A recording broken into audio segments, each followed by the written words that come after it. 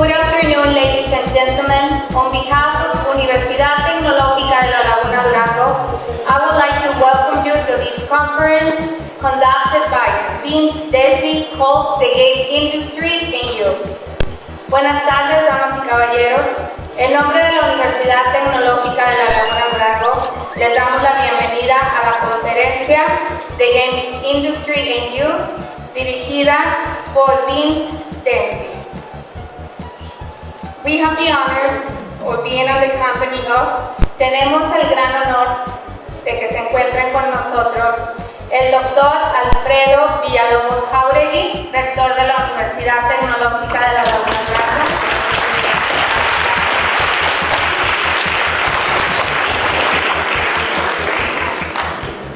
María José Lazo Soto, nuestra directora académica.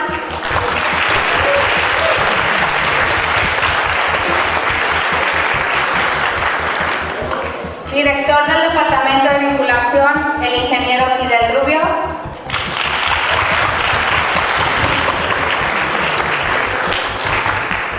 Jefa del Departamento de Vinculación, Alicia Álvarez.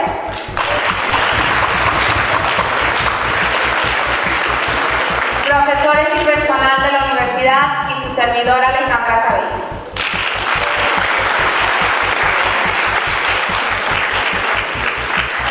And finally, let me introduce the star of the show. But before, let me tell you a very important information about him. So I'm going to start. I'm going to read first in English and then in Spanish. He started as a producer in 1981 in the video game industry for the original Atari company.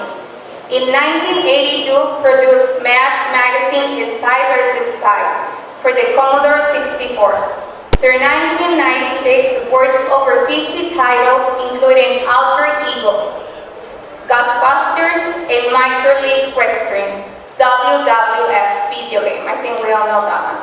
Consultant for companies including Activision, Electronic Arts, Disney, Hanna-Barbera, Jim Henson, Mattel, and Sesame Street. Wow, Sesame Street, very good. In 1996, founded indie development company Running with Scissors and created the infamous Postal game. Over the past 20 years, produced multiple sequels, expanded brand to merchandise, videos, and film. Has guest lectured at the University of Arizona, member of the advisory board for Collins College, DeVry University, and ITE Institute. Frequent guest speaker about violence in games in the mainstream media, including CNN, Fox, ABC, CBS, NBC, and BBC. ¿Captured? Yes? Excellent. Comenzó su carrera en los videojuegos como productor en el año 1981 con la compañía original de Atari. En 1982 produjo Mad Magazine's Spy vs. Spy. Ha trabajado en más de 50 títulos, incluyendo Alter Ego, Los Cazafantasmas y WWF. Es consultor de Activision, Electronic Arts, Disney, Mattel, Sesame Street, etc. En 1996 fundó su compañía con el nombre Running with Scissors y creó el juego postal, que es number 1 a nivel mundial. Reconocido internacionalmente por sus pláticas sobre violencia en videojuegos y es conferencista en las cadenas televisoras de CNN, Fox, ABC, CBC, NBC y BBC. Con ustedes, with you guys today, we have the honor to be part of the conference. Tenemos nuestro queridísimo, un aplauso muy, very, very loud, Desi.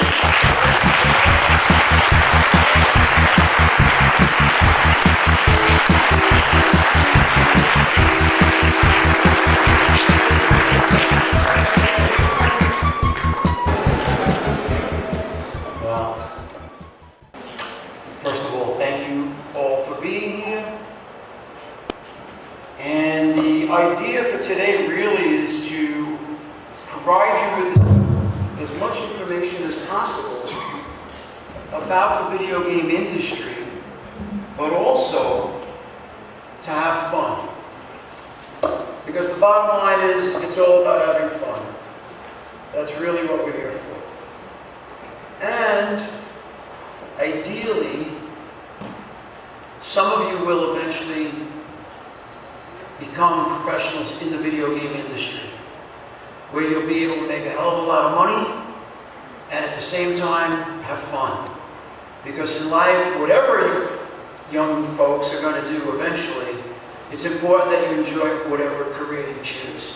And video games is clearly, it's not all fun. You're going to learn as we get through this information. A little bit more about myself that I think is kind of interesting that wasn't mentioned. I was around 28, 29 years old when I started in the video game industry, which was all by chance with the original Atari company. And I myself, as a young person, I was an artist. But I was not an engineer and I was not a programmer. And as you'll see as we go through the presentation, there are many careers in the video game industry today, as the industry has grown immensely, which are very opportunistic for people that might be creative, but might have a strong business background. And it's an opportunity where you could combine very different talents and become part of this industry. I know that perhaps in your country, because I know I experienced it in my own, for many years, my parents and many other folks, they did not take me serious. They did not take the whole idea of, you're going to be in the video game business? How are you going to support your family? How are you going to make a living? Well, eventually, my father, to this day, really, I've proved them that it's all possible. And we'll get to that later on. But I just wanted to kind of give you that little hint. No matter who you are, no matter what talent you have or not, it's a very open industry. So, we'll kind of get started here. What we're going to do today, first of all, I want to just verify because I'm getting a little feedback here. Can everyone hear me? Yes. All right, good. Because I mean, if necessary, I can just speak really loud. So what we're going to do today is we got a hell of a lot of information to get through, but here goes. I want to cover an overview of the video game industry for everyone here, those of you that are die-hard gamers and those who may not be. Then we're going to talk specifically about the different careers in the video game industry today. And then at the very end, I'm going to talk briefly about how to get into the video game industry, and even for those of you who are interested in possibly making your own game, the basics involved in what's necessary in order to accomplish that. To begin with, the video game industry really got started in around 1972. I remember I was in college. The first company was called Atari. And they came out with a game called Pong. I don't know if any of you even know what that is. It was kind of like a table tennis game. Okay, you guys know Pong, all right. Well, that's how it all began. I played that in college. Then, just to kind of put things in perspective, in 1976, Atari was sold for $28 million, which at that time was a fortune. I mean, look, $28 million today, I'm sure we all take it. Now, in the early days, most of the games were made by a single person, a programmer who had an idea, who did the code, and in some cases, even that programmer was the artist. I mean, the graphics, the pixels. I mean, as you all know, when you're looking at, like today, retro gaming is becoming popular. So it kind of takes you back to then. However, when you look at today, games like GTA 5, they spent $300 million making that game. That's a lot of money. And the development team was over 1,000 people. Okay? So this kind of gives you an idea of where we came from in the early 70s, even the early 80s, where you had one person, maybe two people. When I first started at Atari, we had maybe 8 folks in the office. 4 of them were programmers. Each programmer was making their own game. And we had a few artists, and there was basically one artist was assigned to 2 games. And then there was one person doing sound. Now you've got over 1,000 people. And when I say 1,000 people on GTA 5, that was for actual development. I'm not talking about the marketing team. I'm not talking about the QA. I'm talking about the programmers, the artists, the animators, the level designers. So it was a tremendous amount of effort goes into the games today, which is why this industry is alive and well and growing. Give you a little more comparison. Whoever's up there in the booth, let's move it. Come on, let's turn that. You up there. Okay. Get to. All right, that's good. Stop. All right. Now, to put it in perspective, the Hollywood, the film industry, worldwide, $41 billion. A lot of money. The music industry, worldwide, $17 billion. I mean, we all have our own favorite music artists, and you're thinking, oh my God, well, guess what? 17 billion in music, 41 in film. Video game industry, this year, August, about right now, 152 billion.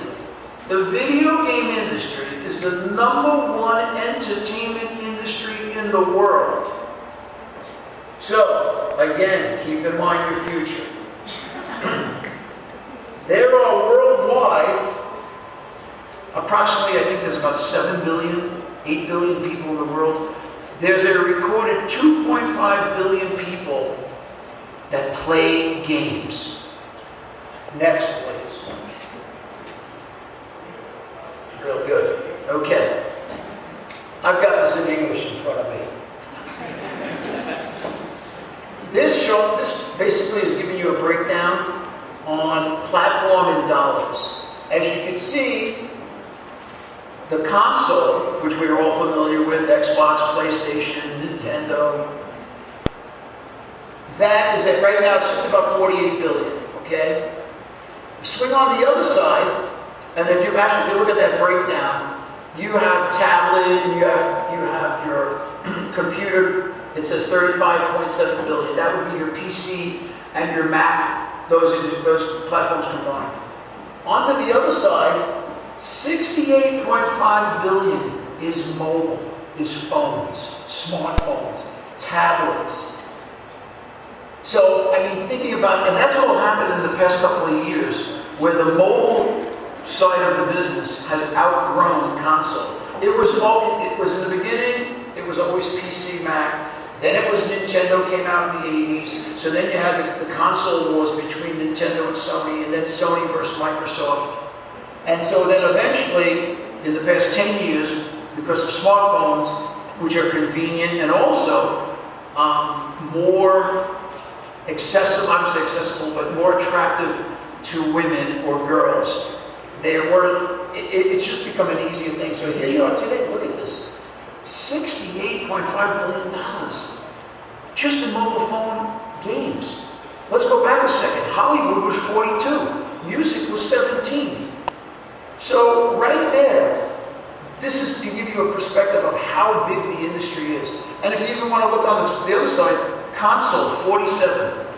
The console industry by itself is bigger than Hollywood, bigger than music. Next screen, please. This has to do with dollars and different regions around the world.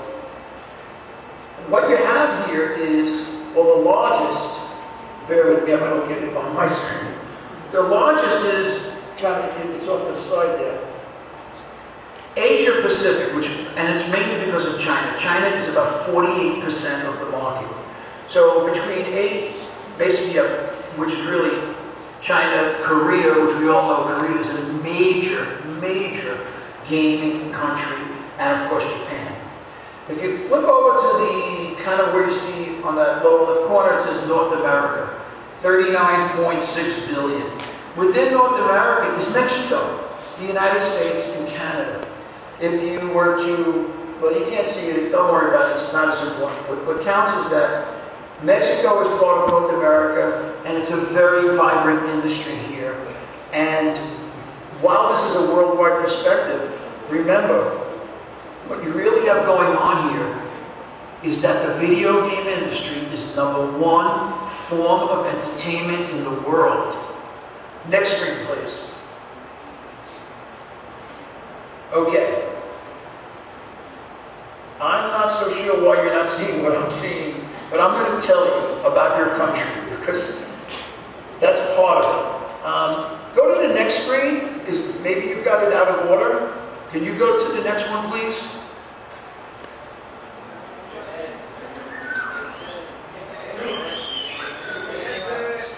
Okay. Now, go back. We'll deal with it. For some reason, you're missing half the screen. But here's the bottom line.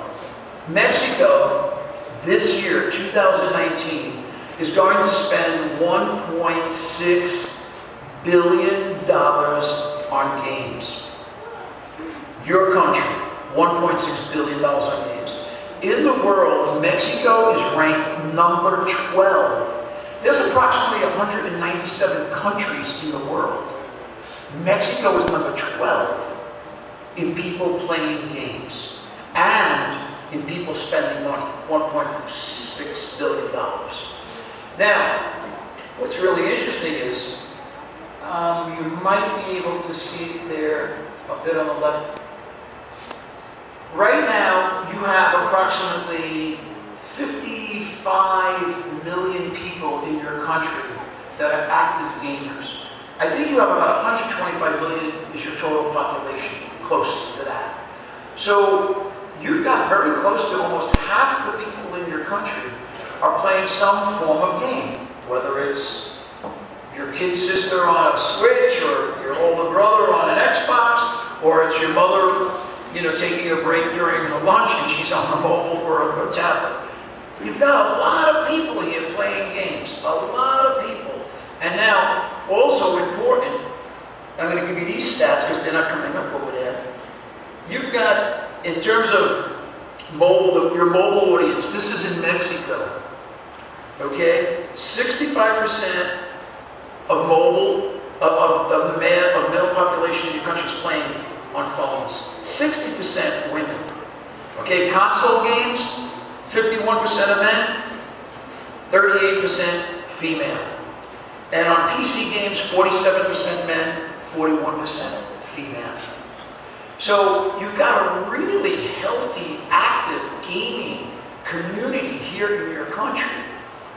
And I'm not so sure why it hasn't yet blossomed here and become your own little Silicon Valley, if you will. But we're going to talk about that at the end.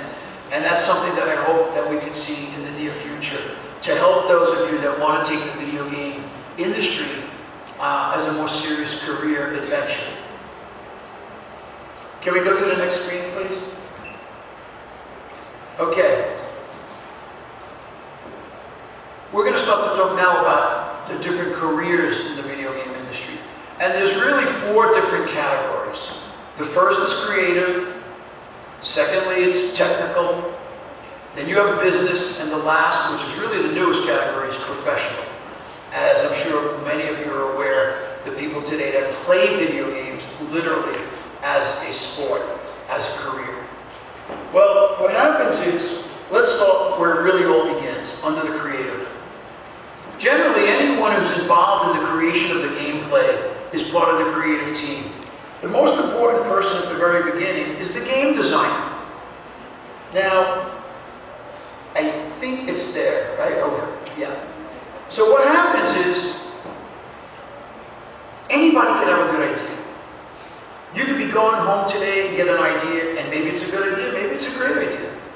Okay? But the fact of the matter is, without putting that idea into some form of reality, It will just remain an idea. Now, what happens in the video game industry today, there's all these different types of games. You've got shooters, Call of Duty, Duke Nukem, Postal, Doom, Quake. You've got driving games, GTA. You've got puzzle games, Candy Crush. You've got adventure games. You've got strategy games. And of course, you've got sports games. All these different categories. But the question becomes, well, what's the perspective of the game? Is it a first person? Is it a third person? Is it an isometric shooter? What's the goal of the game? How do you play the game? Where does the game take place? How do you win? How do you lose? How does the game end? All of these are different elements that the game designer is the person who is responsible for creating. Now, when you think about it, in the early days, it literally was one person. Today, like when you look at the GTA series or a Call of Duty series, or even my own franchise, Postal, it's a team. There's a key person who's the game designer, but others also contribute ideas. Myself, I come up with a lot of ideas. Probably 9 out of 10 of my ideas never make it into the game for a variety of reasons. Sometimes they're technically too difficult. Sometimes it's just maybe people think it's a little too crazy, so we don't do it. But the idea here is that the game design, the game designer, is how it all begins. And that is a position which is very important. I want everyone to understand. My game designer right now, my lead game designer, who's been with me almost 10 years, he's not an artist. He's not a programmer. He's not technical. He's not a musician. He's not a sound engineer. He's a writer. He's a creative individual who's able to have a vision and then able to put it together on paper, onto a presentation, where we can come around and agree on what to do, what not to do, and then you involve the other parties of the team. Next screen, please. This is kind of a little, I'm hoping you get this. Okay. It's kind of single. This is to just give you a little sample. It's kind of like a flow chart of what goes on with a game designer.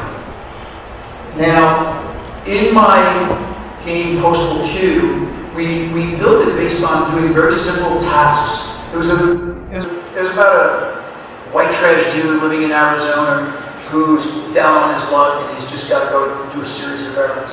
But what happens here in basic game design, it's really about a flowchart and choice. So what you have here is, in the very beginning, the objective, this particular errand was get milk. It was that simple. We actually designed it that way because from a marketing purpose, I knew we would get a lot of questions. Questions become ink in terms of press coverage, so it's a benefit for marketing. What you have here is you could take the good path, which is you could go in the store and buy the milk. Okay? Or you could be the bad character and you could rob the milk. The outcome is the same at first because you get the reward, you've obtained the milk, you've completed the errand. So in terms of the gameplay, that is one of the requirements that needed to be accomplished, as you know, in missions and errands, etc. Bottom line, though, was if you bought the milk, you used $5 out of your wallet. If you sold the milk, you still got $5. This gets into a more deeper sense of the gameplay psychology. It's a whole, I could teach a class just on gameplay and psychology. But for now, I just wanted to touch on it to give you guys and girls a feel for how simple it is, but how complex it becomes. Next screen, please. Up there, can you try to shift it? Like, move it?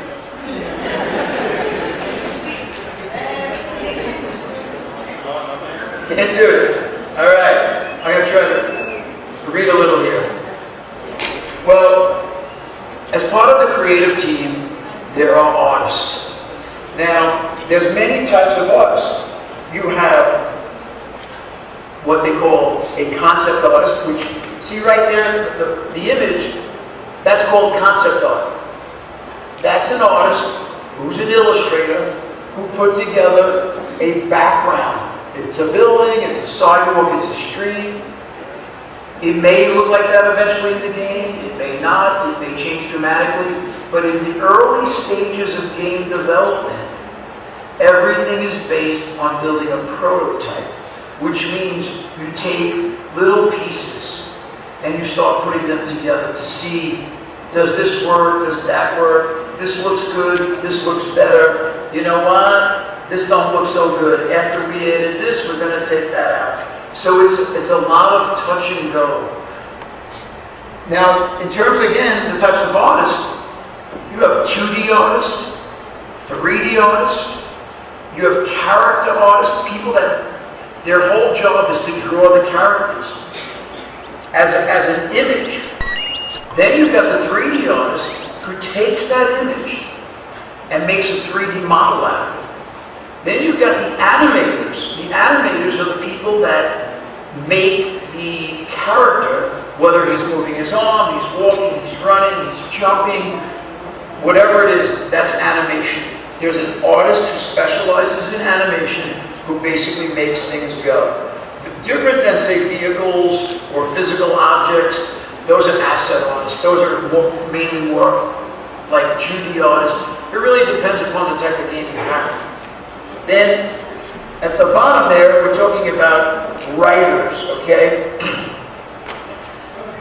There's two types of writers that go into the video game, making a game. One is, today, because we use speech so much, you have characters speaking throughout the games. Some have massive scripts. Well, just like you have in making a Hollywood movie, there's a script writer, the person that writes the script for each actor to say during the TV show or during the film. Well, in a video game, there's a script writer who's writing the speech for each of the characters in the game. There's another type of writer. That's the technical writer. That's the person who's responsible for all the text you see inside of a game, starting with the user manual, or on screen when you have intro screens, menus dropping, anything at all that you read during the game from beginning to end was written by a technical writer. Again, this is now a glimpse into, so far we've got the game designer, who's not an artist, okay, or not a programmer, and now we have the art. We went over different types of artists. Obviously, it's a certain type of talent. And now we're talking about writers. Again, none of these folks are necessarily the most creative, or the most, or in terms of writing, the most artistic, or they're not engineers, but they have an ability to communicate the ideas of the game designer, the ideas of how to make the characters in the game come alive. How do you identify, in different games, you identify with different characters. Why? What makes you feel good about that character? What makes you want to be that character? Look at the whole cosplay movement today. You have these big shows where people of all ages dress up as their favorite characters. Okay? That's because somewhere along the line, they've identified with those characters. Those characters come to life in a video game, but it's the writers and the artists and the designer all working together that make that become a living being. Next screen, please. Now, level designers, well, before I even talk about level designers, I'll give you a little inside history to my own company and some of the things we've done. This character you're seeing is called Crotchy with K. Now that's an example of character art. He's a character in the game. And it was pretty crazy at the time, but it was so attractive and fans were so, I would say, excited about Crotchy that there's a whole fan thing that's voted to correction. But here's what's important. I was able to take this Karachi image and we made it into dolls, merchandise, which becomes part of when you own an intellectual property, like I created Postal. Postal is an original property, okay? So you've got this figure, which is kind of like a mascot. He's designed purposely to make people look and go, oh wow, what is that? Okay? And he's whatever you want him to be.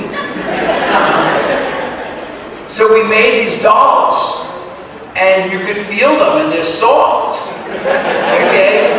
And then what I did is I had them made in China, and you press a little button, and he talks to you, and he says all these crazy things. But also then we eventually made a movie with Lionsgate about Postal, and the whole game was based on the Karachi doll. I mean, I couldn't believe it. I was like, here I am in Vancouver at Lionsgate shooting a movie with these people, and because of this character that we came up with. I mean, that's to give you an idea of how there's really never a limit to what you can think.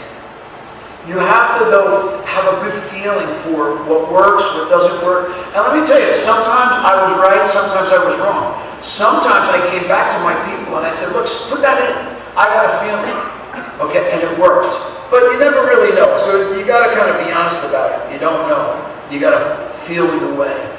But Karachi to this day has been in all the follow-up games and will continue.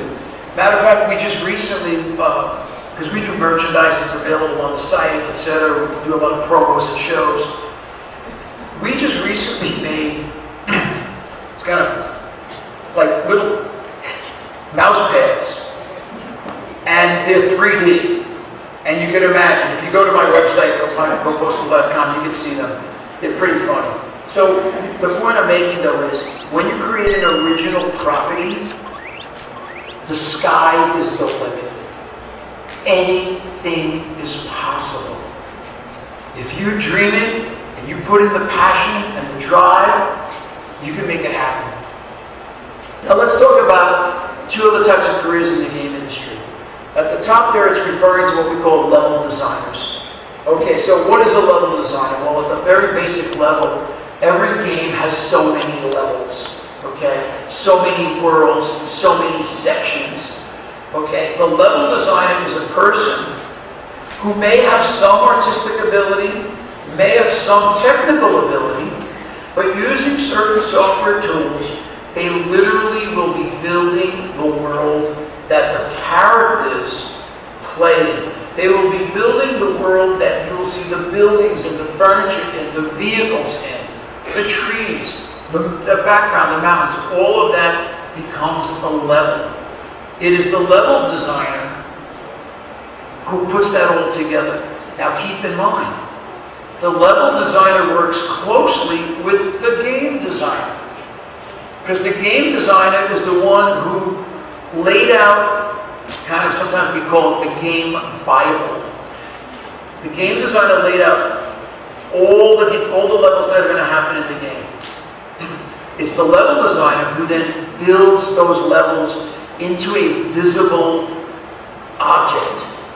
Okay, and working with the artist fill it in, and then the different type of artists will create the characters, etc., the vehicle, and all the objects that go into the level. But it's the level designer that's going to, why does the street go this way and not that way? Because the level designer has imagined that there's the player, when you're playing, can either go straight, go left, or right. And it all depends about the whole concept of where the game is and where's it going to go. And, in some games today, I'm sure you're aware they call open world games, like my game is open world. You can play for an hour, 2 hours, 3 hours, and just be walking around. You do not have to accomplish the objective, whatever the objective is, per level, unless you want to progress to the next level. So that's what level design is all about. Now, after that, we're referencing musicians. Okay, in the early days, we all know the music that went to Mario. I don't want to get into it, but today, music you have celebrities, you have full orchestras supporting some games. There's original music, there's licensed music, there's songs, sometimes from major rock bands, and obviously now with rap, and also in terms of musicians, we sometimes work with celebrities. I don't know who you might be aware of. He was a very famous actor many years ago. It was a little black guy named Gary Coleman. He was on a famous TV show. Anyway, we put him in Postal 2. I purposely put him in the game because he's a funny guy. Okay? And with him comes some certain famous taglines like, I don't want to do this and that. And he was famous for certain things. We also then, for instance, when I made the movie, I put Mini-Me. You know who he is, Vern Troyer, if you're familiar with the Mike Myers movies. So when you work with celebrities, they typically come out of the musical world, but not necessarily. But if you are a musician, okay, now you're not an artist, you're not a designer, you're not a writer, you're not a level designer, you're a musician. You might be able to score, provide the background music. You might be able to provide the theme for the game. You might be the person doing all the sound effects. Every little thing, when you hear, something blowing up, a gun going off, somebody walking in a game, every little sound, just like you see in a film. There's a sound engineer that's behind the scenes that's making all of that happen. Okay? So, very, very important position. Doesn't always get as much credit as they deserve, but that's another avenue that you may be interested in. And obviously, myself, I can't sing or play, so you'll never see my name under the credits of anything to do with sound. Although I did scream a lot in my first game. There's another little example there at the bottom of how sound and celebrities and how you can make money. Years ago, there was a group, well, I don't think they're together anymore, but Black Eyed Peas, they had their first video, their first big song was Where's the Love? And I imagine some of you folks are familiar with that song. In their music video, they had a scene where they had kids playing a video game. They licensed from my game, well, basically footage, so that it appeared on the TV with the kids playing. Just to give you an idea of how this industry operates, that was maybe 15 years ago. They paid me $10,000 for 3 seconds. So, you never know where the money's going to come from. But that's because we created an original property. Okay? An original property is called an intellectual property. To give you another example, a lot of GTA, Call of Duty, Candy Crush, they're all original properties. Give you another example is you take Disney, okay? Anything to do with Disney, those are not original games.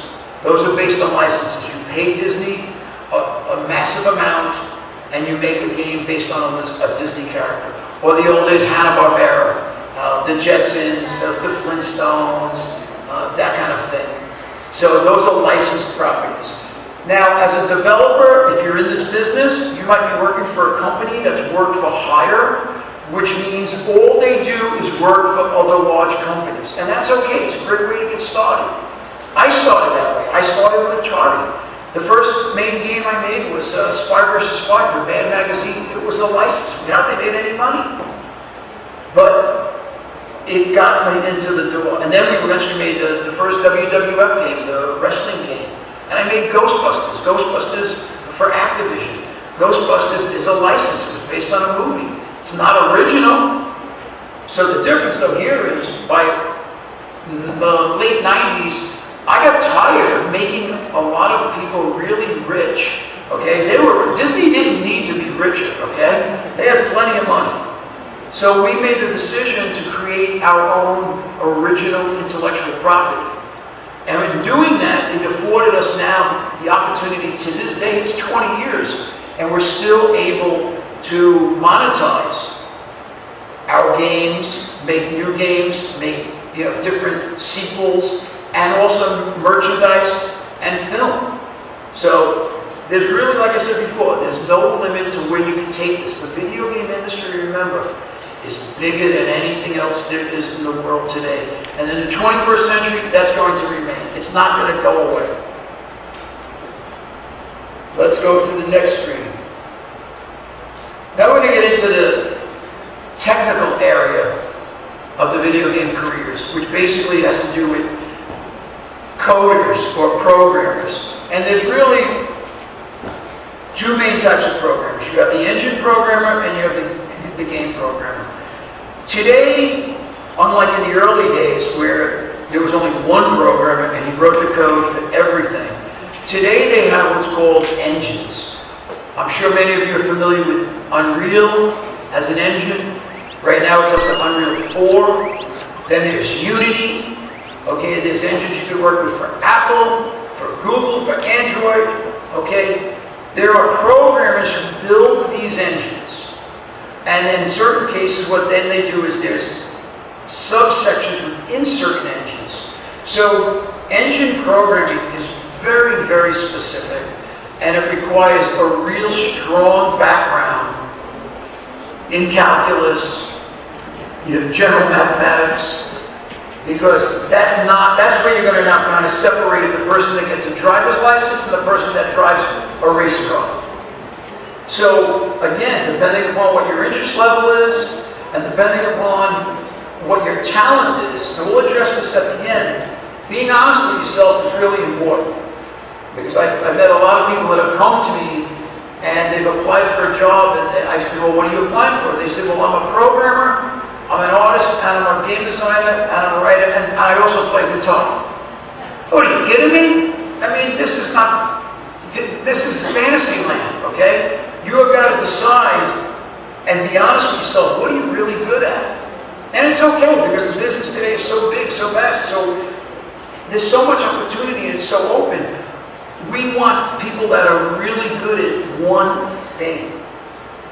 So there you have the engine programmer, highly, highly skilled position in terms of technical ability. The game programmer as well. It's different in that the game programmer is the person who, using the engine that was built by the game programmer, the game programmer, that person is going to be able to make the characters move, the cars drive, the rocks fall down the mountain, whether there's rain, whether there's snow, whether there's the lighting coming back and forth, sunrise, sunset.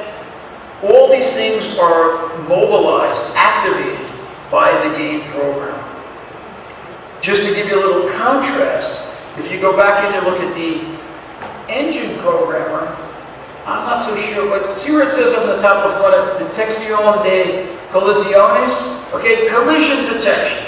What is collision detection? When you're playing a game and you have a character and he walks into a wall and he gets stuck, that's a bug, okay? But that is collision detection. That is a part of what goes on in building the engine, okay? The game programmer is the one that sets the routine for where that character is going to be walking, or jumping, or running. Another little part up there, let me kind of see where it would be on mine. We have for rendering. I think it might be this. What is this? There's a word missing before. Now, rendering has to do with when the art appears on the screen. How fast does it happen? How fast? What you're seeing, is it slow? Do you ever notice when you're playing a game, all of a sudden it gets stuck? Well, it's having a hard time, depending upon your computer or if it's a console. It's having an issue generating the art, the frames of art, 30 frames per second, so that it's being displayed in a seamless manner. So, like when you're watching TV, you don't want to see it going like that. And average, obviously, you have a problem. So again, those are the things that the engine programmer is responsible for. Putting all the little things that you don't see because they just happen so naturally, or they're happening naturally because somebody did a hell of a lot of work to make that engine really powerful, which then allows the game programmer to use that engine and do what they need to do to make the game playable. Because in the end, it's got to play smoothly and has to have a certain tempo. At the bottom we've got here, sound engineer. I kind of touched on that before when we were talking about musician. The sound engineer, sometimes I've met some sound engineers that have programming backgrounds, but they love music, they love sound. So they've pursued a career as a sound engineer. Now, what happens is also the sound engineer needs to be literally in the recording studio, and they're the one that will, aside from whether the musician is doing the original, but it's the sound engineer that implements the sound into the game. So the previous slide, we were talking about musicians. Well, the musicians create the music, but it's the sound engineer that makes the music possible in the game. And quite often it has to be modified. Again, that's all happening because of the sound engineer. Let's go to the next slide. Very ashamed that you guys are missing that part of the screen.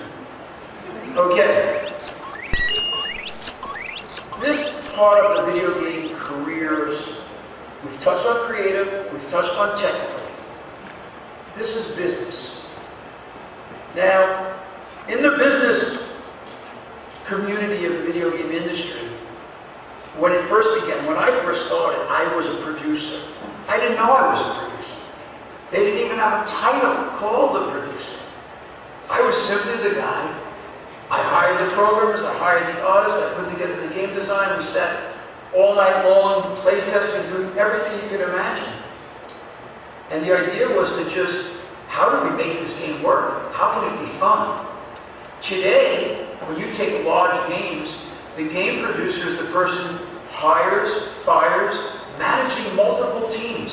The game producer is responsible for all the technical, all the creative, all the different components that go into the game are under the responsibility of the game producer. This is management. Same thing if you're familiar with the film industry. Everybody knows, oh, there's the cinematographer, that's the person with the camera. Everybody knows the director is famous, okay? Well, it's the producer that's actually is the boss of the director. The same thing here in the video game industry. Now what happens is, this person is also ultimately responsible for the budget. So they're always under the pressure of senior management not to spend too much money. Well, guess what? In the video game industry, I've made over 50 games. Not one game came out on time. I've never seen any video game. I know hundreds of people. Video games, it's not as finite as making a film. Because we're always trying to do something new. So it's a process, and then you've got the testing, and then what happens is you're playing it, and sometimes it just doesn't always seem right, so you're going back and forth, back and forth. So budgeting is a really important component. Some people today that are game producers, they have MBAs, they have business degrees. Most game producers, they're not creative, they're not technical, they're not artists. They are people that can manage. So this is a whole nother opportunity for those of you who are sitting there saying, gee, you know what, I love video games. All I want to do is play video games. But I'm not an artist. And I'm not a programmer. But you know what? I get along really well with people. You know what? People listen to me. You know what? I'm kind of a leader. Well, becoming a game producer might be the direction for you. Below that is the assistant producer. What happens is today, the games are so big. You have 1,000, 2,000 people working. So you will have the game producer, and underneath him, he might have 12 assistant producers, or I should say, he or she might have 12 assistant producers. Multiple producers on the art team, multiple producers working in the coding with the different types of programs. Because these projects are so huge, they have to come together. So the assistant producer actually is the person who is managing the day-to-day, Monday to Friday. And actually, just so you know, in the video game industry, there are no weekends. We work 7 days a week. That's part of the fun. But it is the assistant producer who literally is in the trenches with the people working. And they have a really important role because when something's not working, it's very expensive when there's a problem and you don't address it. I like to refer to problems as issues that we're not taken care of. Okay, first what happens is there's an issue. Something's not right. Okay, it's an issue. Let's address it. What do we have to do to fix it? Worst thing that happens is somebody says, it's okay, it's minor, it's only an issue. Wrong. That issue becomes a problem. And when it becomes a problem, it's costing money. And when it's costing money, somebody might get fired. So, you know, all of these little parts and pieces that we're talking about, they all go into this big puzzle called making a game. And everyone involved has an important critical role. Sure, some people, their role might be different and their role might be important in the beginning, less at the end, but it doesn't matter. Without everybody doing their part professionally, you're going to have a loose end. That loose end will eventually blow up.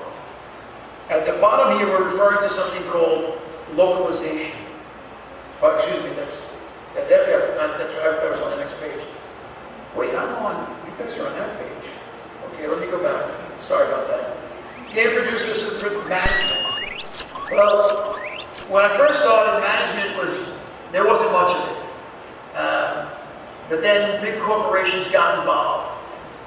ABC, Disney, CBS, Fox, Warner Brothers, all of these companies started buying the little video game companies, and they bring in management, what we refer to as the C-suite. A president or a chief executive officer, CEO, you see it there. Okay, then next to that you have the CFO, the chief financial officer, the person that runs basically the dollars. And then we also have the CTO, which is the chief technology officer. All of these positions, if you take the very large companies, Take-Two, Rockstar, Ubisoft, Electronic Arts, Activision, and even if you take companies like Epic, everybody's familiar with Epic now, Fortnite, Tim Sweeney, who's the founder of that company. Tim's a great guy, he's a programmer. He's not in that area because even though he's the founder of the majority, he's a programmer. But what happens is these companies are so big now that, and some of these companies, they've gone public, okay? So once a company goes public, you have a responsibility to the stock market, which creates a whole other problem for developers. You miss deadlines, people get fired, budgets get cut, part of your game gets cut, and then sometimes the whole game gets cut, and then sometimes the whole team gets cut. I don't know if anybody's seen it this week. Today's Friday. I think it was 2 days ago, 2 or 3 days ago. Amazon has a games division. Some people don't even know about it. Amazon just let go 200 people. Boom, gone. Some of those people were only working there 2 months. They thought they had the greatest job in the world. Well, Wednesday they got laid off because that's the nature of the business. What's important here, though, is for those of you out there that have a strong business interest, maybe not background yet, if you pursue a business degree, career, MBA, own a business, manage a business, there's this type of opportunity, okay? Very different than, I've never met anybody in the C-suite that's creative, okay? They might be creative with money, but they're not artists, they're not designers, they're not programmers. So we're covering all these different aspects, different areas that you as an individual might be able to apply yourself to and have an actual career in this fantastic industry. Let's go to the next page, please.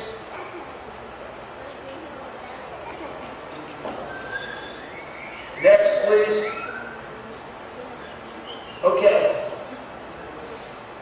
You really can't shift that, huh? Okay. At the top here is something called quality assurance.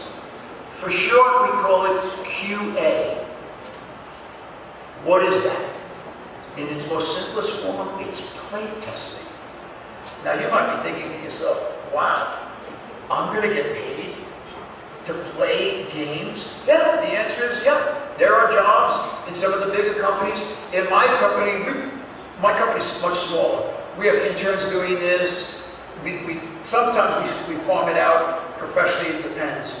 But you can get, and this is probably the most common area or entrance into the video game industry, is to start as a play tester. Okay, you don't make a lot of money, you work a hell of a lot of hours, and as much as it might sound attractive initially, wow, I'm going to get paid to play Call of Duty. Well, guess what? Play Call of Duty for 18 hours, but on the same level, with the same weapon, in the same section, because you're not getting to play the whole game. You've got to break the game. You've got to find out where whatever it is not working. So some people jump into this thinking this is fantastic, and a lot of people quit because they go, oh, Lord, I can't believe this, I don't want to do this. Well, okay, quit, go find you something else. But there are people that I know that started out as play testers with Electronic Arts that have gone on to make they've become producers. A friend of mine now is a game producer at Amazon in their division, in a separate division. He's a senior person, he's fortunate. He started 25 years ago maybe as a play tester for Electronic Arts. So, just because, it's called, that expression, get your foot in the door. Okay? That's what's important. That's what it's about. So quality assurance is probably the area which is the least respected. If you say to somebody, oh, I'm a play tester. Me, I respect everybody, but a lot of people will be like, well, I'm a level designer. I'm a good. Well, guess what? You could be the level designer, the game designer. If you don't have a good QA team play testing your game, when your game comes out and it doesn't work, that's because you didn't have a good QA team. So always remember, the guy that's opening that door when you're walking in, say thank you. Because the door don't open by itself, okay? Remember, that applies to everything you're doing. Now below that we have what's called localization. Localization is when you take your game, ours are basically made and built in English. They've been localized, my games have been localized in Russian, Polish, Spanish, German, French, Japanese, and even Korean. Localization in the early days was literally done when I made my first game Postal in Tucson, Arizona. I have a lot of friends, my Spanish is limited, but I have a lot of friends in the Mexican community, and we had a whole bunch of Mexican Spanish cursing going on in the original Postal if you play it. A lot of words that I'm not going to say, but I know them. You know them, okay? They're in the first Postal because we have that blended in. But localization actually is when you take the game and you do a complete translation of every word that's spoken in the game. Possibly in the game, if you see signs on a building or you're walking by, whether it's the storefront or the instructions in the game, everything that appears in the game that's the written word has to be translated. That's part of the localization process. Same thing with anything that's spoken. That's part of the localization. Now the same thing goes for the user manual. Remember we talked before about the technical writer? The user manual, the user guide, any of that. All of that has to be localized, which simply means translated into the local language. Now, today, like for instance, when we do ours, most of my German, my Polish, and my Japanese, they're done outside my company. Some of the Spanish, I'm anticipating that for the new game we're working on, hopefully maybe I can get some help out of Lerdo and Gomez and Torreon to help me translate and make the Spanish version of the game. So that's all very possible. But this becomes important professionally because a certain word might make sense in Spanish, but that same word doesn't translate well in English or maybe into Japanese. So you have to be careful because what you don't want to do is offend another culture. And it happens all the time because we're not aware of it.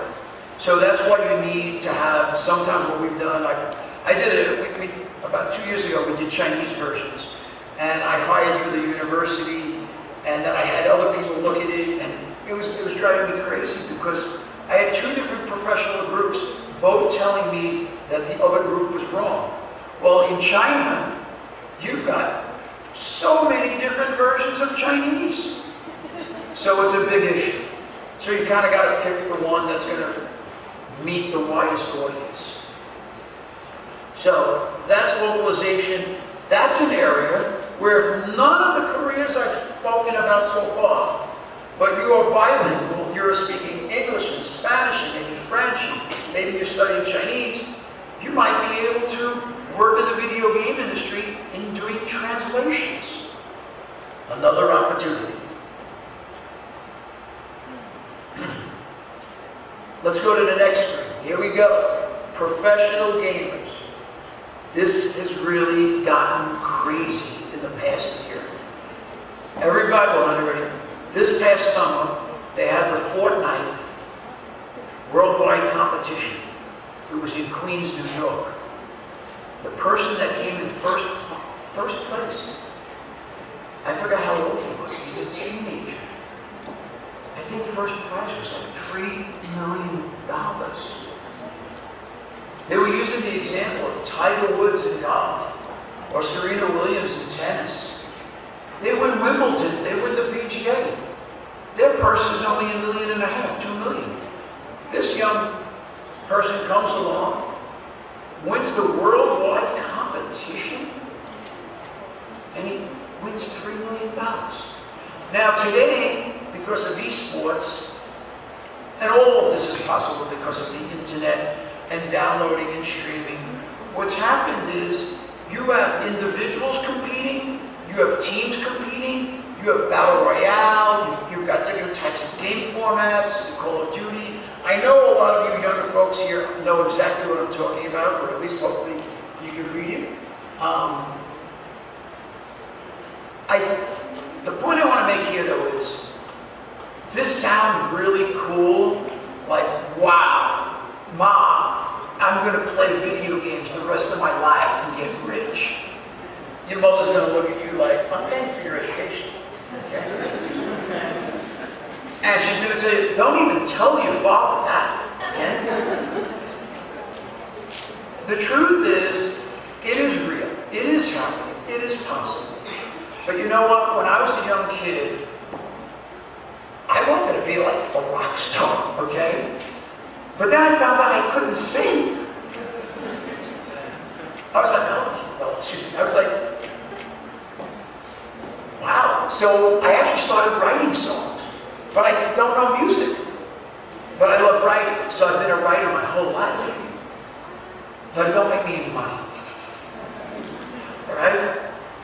So what happens is, and I want to be really careful here, because I want to leave all of you today very excited about the future possibilities you have in this great industry. But I do not want to mislead you to think that every one of you could potentially become a world-class video game competitor. Because it's just not real. I mean, for instance, in your country, football, right? Your football, my God, I mean, I learned so much about it. I've been coming to Torino for 5 years. It's amazing to me. In America, football is becoming more popular because, you know, we got our own version when we bang our heads together with helmets, all right? But all of you in this audience, boys and girls, I'm sure you played soccer, excuse me for saying it, football. How many of you actually get to be a professional soccer player? Very, very, very few of you. Well, guess what? It's the same thing in competing on a worldwide level in the video game industry. I'm not saying don't do it. I'm not saying don't try it. I'm just saying, remember, stay in school, get your degree, okay? Help your mom. If your father's got a business, help him on weekends, okay? And play, and guess what? Become the champion among your friends, okay? So that's, but then again, right now, it's very possible that one of you in this audience today, a year, 2 years from now, we might be reading about. And God willing, I would love it for you. I would be honored to meet you again and get your autograph. But I just don't want you going home and spending all night the next 2 weeks thinking that's going to happen. Go home, study, do your schoolwork, get good grades, okay? Do your best. Now, another area that has become crazily successful, again, out of nowhere. See, the industry is creating new opportunities. The YouTubers, influencers, you may or may not be aware of one of the most successful ones. He's got the largest audience. His name is PewDiePie, okay?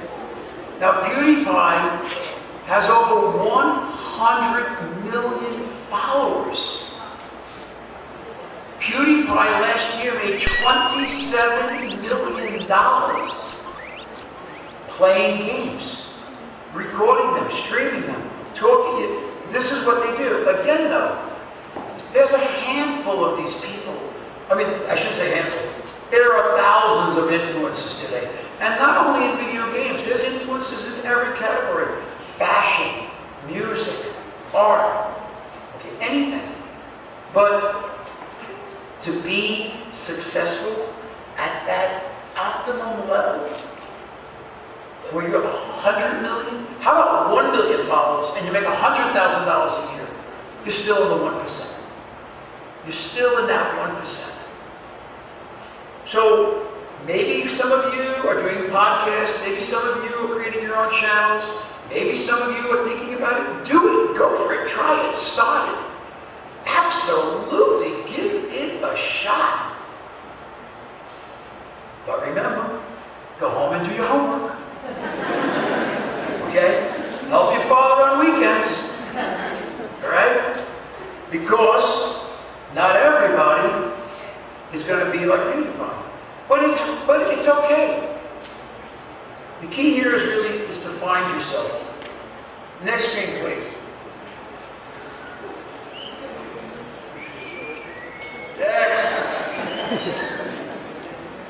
All right, how do you start in the video game industry and how do you make the game? This is probably the question I get asked the most. Sometimes it's an email, my phone number is even public. Sometimes people call me from around the world. I do a lot of presentations, people come up to me afterwards. How do I get started? I want to make a game.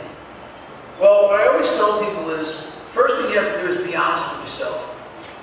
What are you good at? Are you a good writer? Are you a good idea person? Are you a programmer? Are you an artist? Are you a musician? What are you good at? Are you a good salesman? Maybe you're a business person. Maybe you're the agent, okay? And then what I tell them is, mostly they tell me they're designers. I'm like, okay, Well, have you ever designed anything? No. Okay. So I tell them, look, if you want to be a designer, find a programmer, find an artist, also that's new and young and starting, and create a small team. And work together to make a demo. Not a full-blown game that takes you 2 years. And when you're going to design this game, don't try to make the next Call of Duty or Minecraft. It's very simplistic. Make something very simple. Make a puzzle game. Make something so simple that you would say to yourself, oh, nobody's going to like this. Wrong. Simple sells, okay? It can be simple, it can be, remember, it's got to be fun, because it's a game. Why do you play games? You're playing games because you're not doing your homework, because you want to have fun. Okay, nobody has fun doing their homework, so you play games. So what you want to do, though, is come up with a small sample, a small design. Make it something that can get done maybe in 90 days. So you're working with your friend that's a programmer, you're working with your friend that's an artist, or maybe 2 artists, maybe 2 programmers. I advise less is better, because it's so early, the incubator stage. All you're trying to do is to make something that works, that's actually playable, that functions. Don't worry that it's got 1 level, or a half a level, or the world is only 1 block. It's okay. What you're trying to do is you're trying to prove what we call proof of concept. That your idea is something that can be made into a playable, a functionable project. So that you can then send it to me and I can play it. And I can say, I'm not going to worry about how it looks. Maybe it looks really crappy because your artist is no good. Okay? That's fine. We'll get a better artist. Okay? Maybe it looks really good and doesn't play so well because your programmer isn't that good. But the idea is there. You want to do this in 90 days. If it takes you more than 90 days, you've gone on the wrong track. Because the whole idea here is to come up with something small, quickly, that's simple, that's easy, that you can then test and share it with your friends. Okay? Over there you see in the big print, okay? Fácil de jugar, difícil de dominar. When I was at Atari in 1982, someone said to me, look, there's a rule we have here. Easy to play, hard to master. Now I'm going to use Mario as an example. Remember? Super Mario, just the earliest, it's a platform running, jumping game. Everybody, your mother, your father, your grandmother, everybody could complete the first level. It was easy to play. I never finished. Okay? I outgrew it. Just never got there. Okay? But the strategy, the theory, when you learn about game design theory, there's lots of them. But this one, to me, is the core. I've stuck this with me with all the games I've done in my Postal series. People say to me, well, it's easy.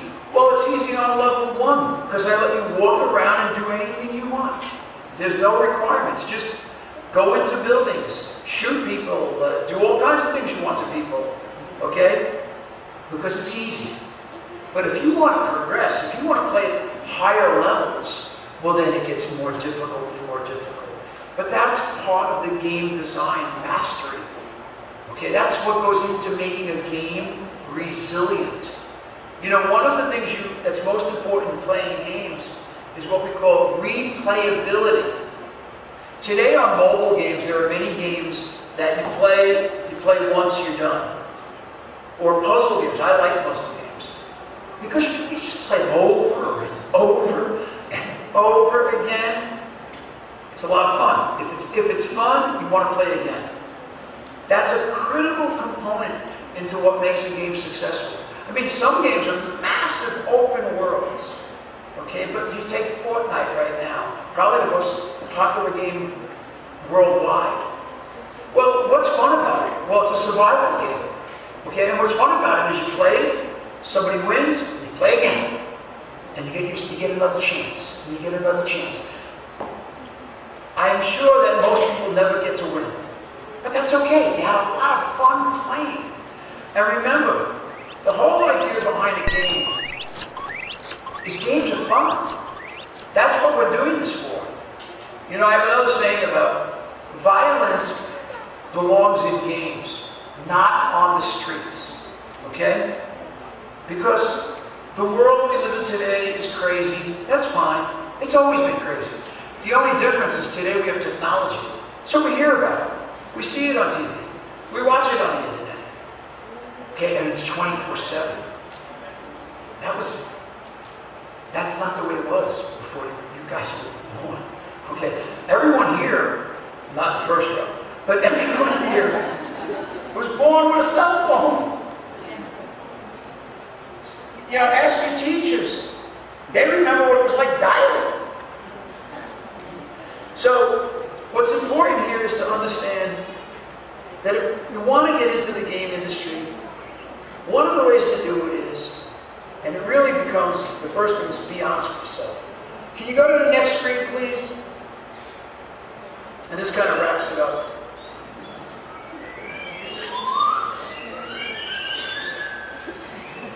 Wow, okay.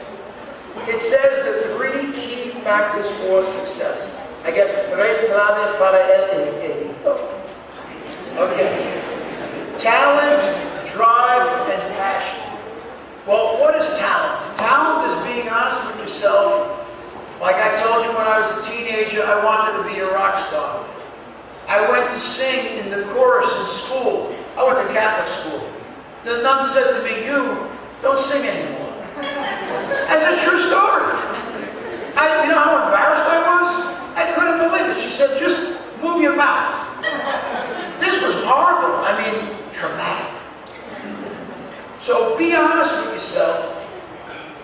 Are you an artist? Or are you just somebody that draws a few stick figures? That's up to you. Okay? Are you a programmer?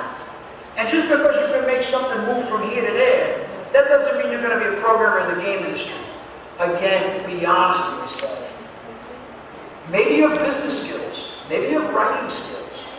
Whatever it is, be honest with yourself. Look in the mirror and say, what is my best talent? What can I do really good that comes to me naturally that I can contribute to a team so that we can together as a team deliver a great product that's going to be fun to play and make people happy. That's talent. Leading a team, the game producing, that takes talent. Okay? We all have talent, but it's up to you individually to look inside yourself and be honest and find what that talent is. Secondly, drive. Well, I've heard a lot of people say to me, they'll come, "Oh, I'm a hard worker." Hard worker, I go past their desk, they're on the phone, okay? They take lunch. Instead of an hour, they're gone for 2 hours. It's 5 o'clock, they want to go home early. Where is the energy? Okay, drive is about having literally the ability to stay up all night and get the job done. Okay? If you want to work 9 to 5, don't even think about a career in this industry. Okay? It's not for you. Passion. Well, for me, sometimes I used to think I was passionate because I was Italian. Okay? That's what my mother said. My father, to this day, he doesn't like that I went into the video game industry. In life, whatever it is, as you folks are going to continue at school, graduate, Some of you might go to graduate school, start businesses, work for large corporations, small businesses, maybe become teachers, maybe have nothing to do in the video game industry. Passion applies to everything you do in life in order to have a rich, successful life. And it's not about how much money you made, because money is only a tool. You can make a lot of money in the video game industry, but how you spend it is what's going to determine your level of happiness. Passion. Do what you love. Be who you really are. I thought I was going to be an electrical engineer when I was a kid. Then I disappointed my father. Then I wanted to be a teacher. But I found out I made more money driving a truck delivering school supplies to the same school I taught at. That was New York City. So I went into business. And I started selling art. And I started representing musicians. And then Atari came to New York. But I always had in my gut, my stomach, a passion for being creative. I love to produce. I love working with people. And this opportunity came. So whatever it is that's your own individual talent, whatever it is that keeps you up at night, whatever it is that gets you up in the morning and like you can't wait to get started again, that drive, you shouldn't have to question drive. You just go. You just hit gas all the time. I tell people, I live in fourth gear, okay? I don't have neutral. I don't have reverse, okay? That's passion. And all of you have it. But it's up to you to find it in yourselves individually. So, on that note, we're going to end this part of the presentation. And I want to hear from you. Questions, we'll do answers, but I'd like to take one simple poll before we do that. If you played a video game in the past 5 days, please raise your hand. Okay, it's pretty dark from where I'm looking, but most of you, put it this way, probably 90% of you in this audience have your hands up. Now think about what I said. Your country, Mexico, is number 12 in the world. You're spending going on $2 billion. I want you to participate in making games. I want you to participate in creating games that you could share with everybody else around the world. And if there's anything I can do to be of help, I will be there. All of you can contact me individually. I do it all day long. I'm happy to do it. I'm back and forth. I'm only here a couple more days, but then I'm in Torreon a lot. Miss Marino, I don't know how you can call Miss Marino, whatever. You guys are in touch. We can have a small groups if you like, whatever it's going to take. However I can be of help to you folks. Just get ready for some honesty, though. That's what counts. Anybody have any questions?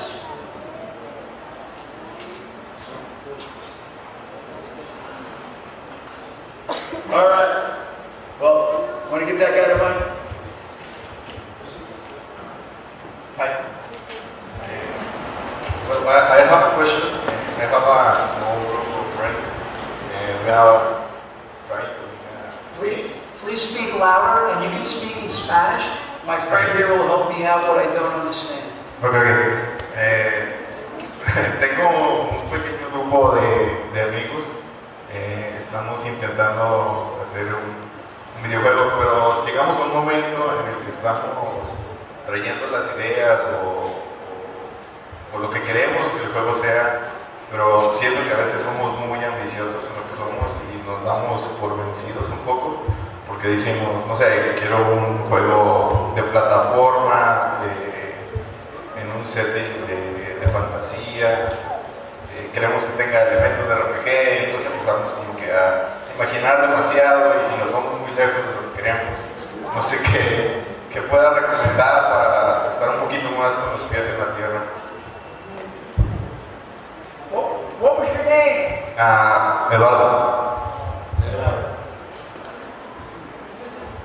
I hear that a lot. Remember what I said about wanting to start how to make a game? Start small. You're saying your friends have lots of ideas. One idea. And the team needs a leader, un jefe. You can't have cuatro jefes. Okay? And if you want, you give them my email. They can write to me.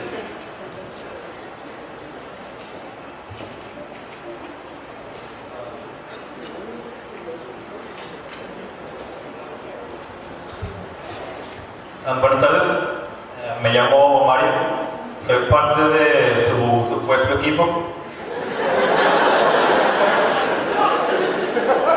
Otra duda, pues, ¿Tú estás el jefe? quiero creer que como yo fui de la idea principal,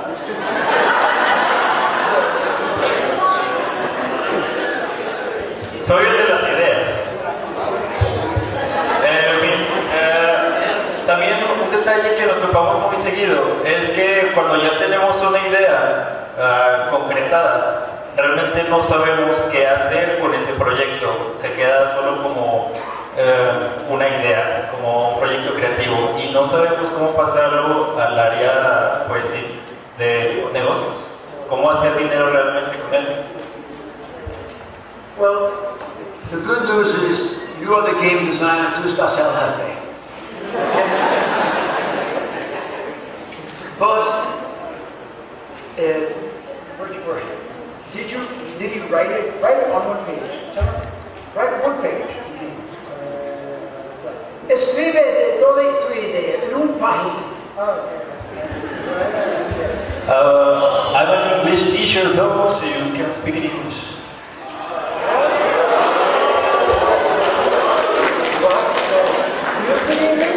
Yeah. So come on, well, tell me about your game right now. What type of game is it? Okay, the game that we're developing right now is an interactive novel. We kind of like the not safe for work hard. So we don't know how to make we don't know how to make money with it. No, they don't know how to make money with the game. Yeah. Is this your first game? Yeah, well, yes. Okay. Don't worry about the money. But I have to eat.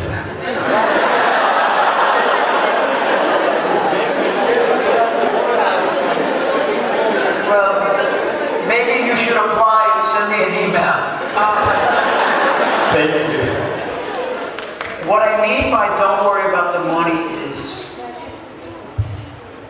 very often people like you have a big idea and you don't know how to start. You have to start small. Now, do you have an artist on your team? I'm the artist too. Well, the thing is that I'm currently studying animation and special effects. Okay, well, I would suggest,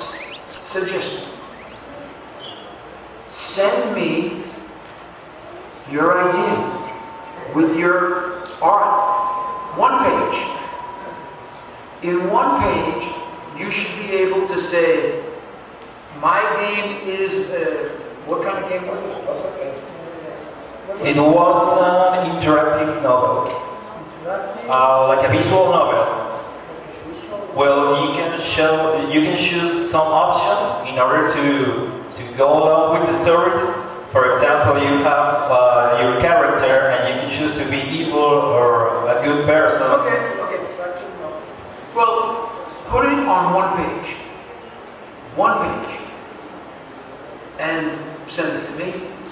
And then I will give you some direction as to you're going to need an artist, not just yourself, because you have characters. Who are the characters? What do they look like? Your artist needs to draw them.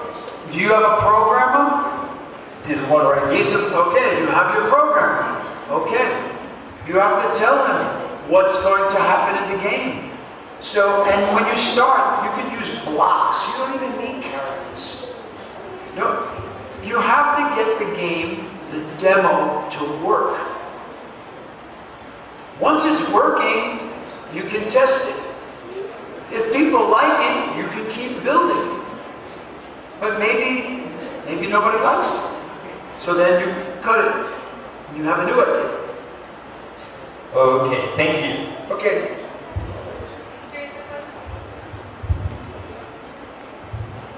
Hello, Mr. Reeves. Well, I want a little bit to introduce myself. I'm a teacher here at UTL. Maybe it's a little bit late for me, like about this question, but not for my students here, and I would like to know the next.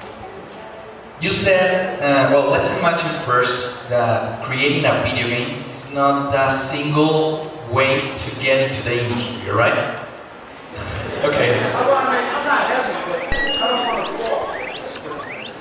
Well, here's my question. You said that we as Mexico are number 12 in people consuming games. If we are ranked as number 12 in the world consumers, why it's taking too much time to gaming enterprise to pay attention on Latin America? Recently, we had a huge investment from an enterprise which I know that you know well, which is Riot Games. They signed a contract with Deportes, which is a TV chain that we have here in Mexico. It's a really important point, it's a really important step forward. But for example, they did that. I know that that's a little bit, that's one step, right? But for example, why is taking too much time to industries like Sony, Microsoft, Nintendo, Ubisoft to take a look on us? What should the younger people, the young professionals do in order to reach those opportunities? On the contrary, we have the enterprises as, for example, Latin, which are countries that take a lot of care about money, and they are like avoiding young people to get into the industry here in Mexico. So what's the next step in that point?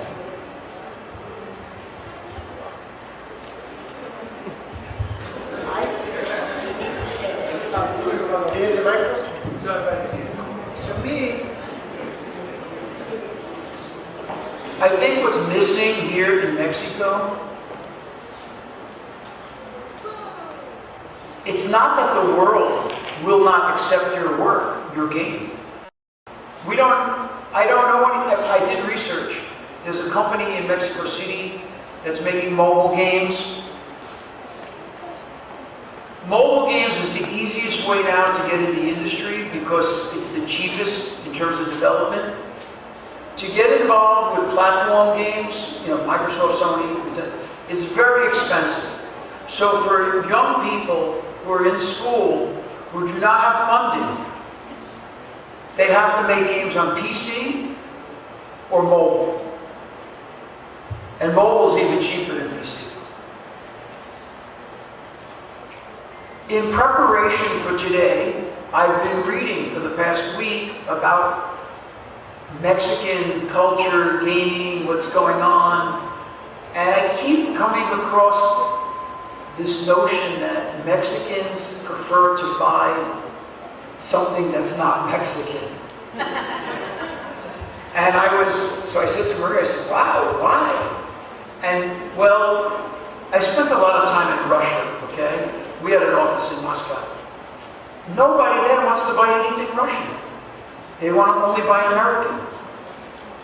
But think about it. We buy a lot of Japanese games. Okay?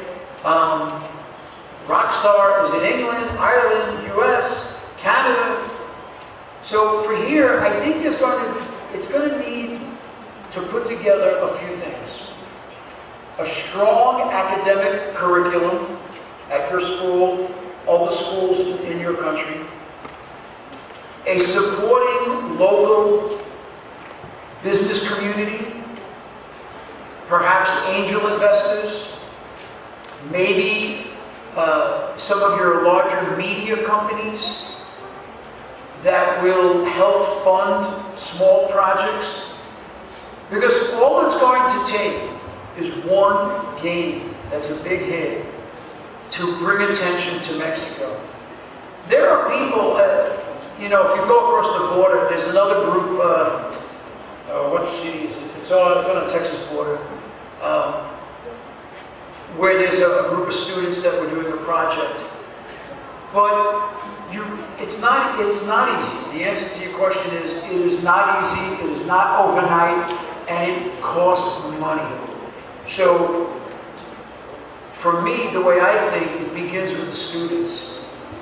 Now, one of the ideas I have, and I was speaking with your director, Ms. Alexander, I don't know how to pronounce, I don't want to get your title wrong.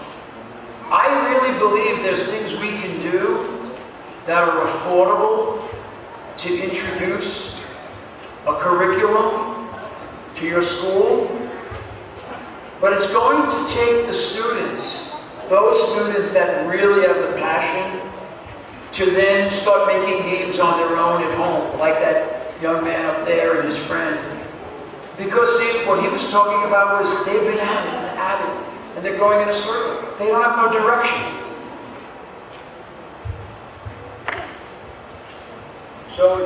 So you say that it's not sales what is going to bring those big enterprises, but it's going to the creativity of people, the one that is going to bring those ones. Now, the sales doesn't matter, I'll tell you what. Look at Korea. Worldwide, Korea is around number 4. You have China, US, Japan, I think Korea, then Germany. There are video game companies in Korea, of course South Korea, all mobile. Okay? Doesn't matter, because their culture is, they're not making the games, they're playing the games. But I'm of the belief that if you've got 50 million people playing games in Mexico, and your country is young, you have all this young talent, you need direction. And that comes from people like me with experience. I've spoken to several people already that are in the industry. They're like, Torreon, because I didn't say they're like, well, how about in Cancun? I'm saying, no, it's in Torreon, okay? So we can make something happen. And I'm going to speak with your the staff.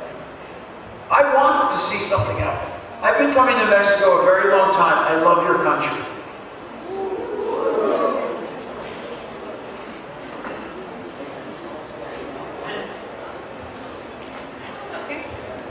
Okay, if anybody has the last question, the last one, okay? If somebody get him the microphone, please.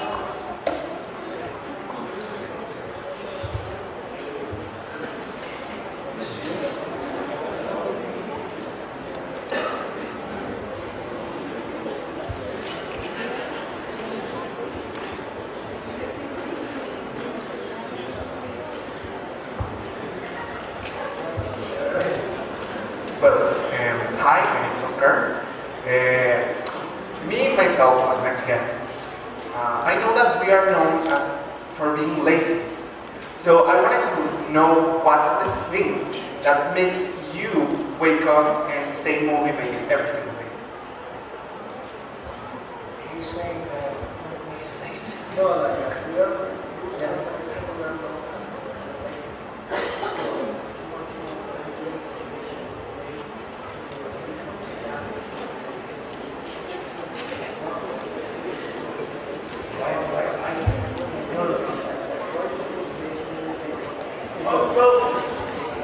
my motivation was I grew up in an apartment with a toilet and no sink, no bathtub. So, but I was blessed with good parents. My father was very hardworking. I've been working since I'm 3 years old. But I don't feel like I'm working. I love what I do. And the comment you made about Mexican people known for culture, bullshit, excuse my expression, but I'm going to say it. Bullshit. Okay, I do not agree with that.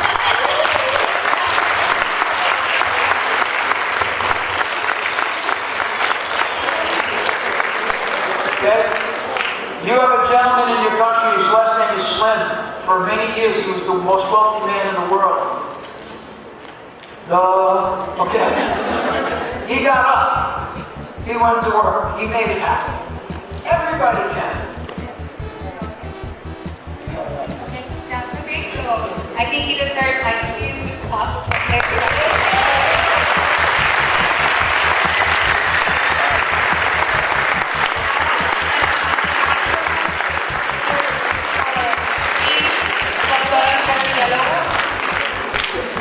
Much. I want to give you a certificate of acknowledgement for the presentation of this conference, the game industry and you. And on behalf of the University of la Universidad Tecnológica de Laguna. Muchísimas gracias.